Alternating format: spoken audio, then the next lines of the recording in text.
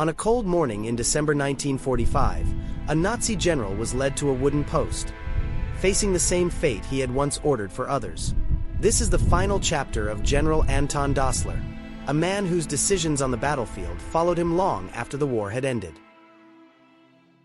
Anton Dostler was a career military officer in the German army, commanding the 75th Army Corps during the Italian campaign. By 1944, Germany was losing ground, and the desperation of war often led commanders to deadly choices.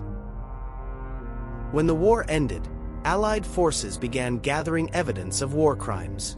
Dostler's signature on the execution order was undeniable. He was arrested, interrogated, and prepared for trial, one of the first major figures to face Allied military justice.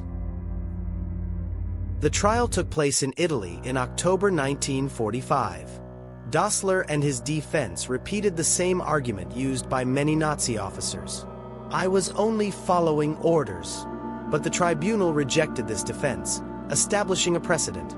A commander bears responsibility for unlawful commands, even in wartime. The judgment was swift and historic. Anton Dostler was found guilty of war crimes and sentenced to death by firing squad. It was a defining moment, proof that rank would not shield anyone from accountability. On the morning of December 22, 1945, General Anton Dostler took his final walk.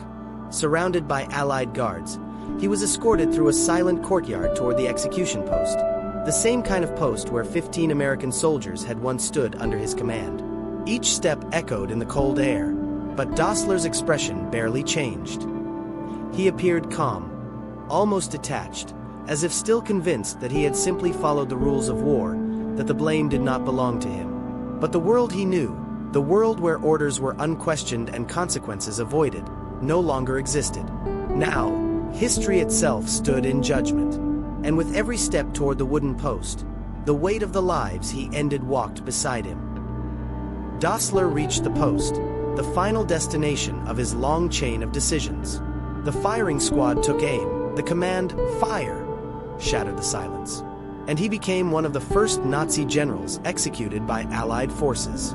His case set a lasting precedent, proving that unlawful orders, no matter the rank behind them, would face justice. History remembers not his title, but the 15 men whose deaths demanded accountability.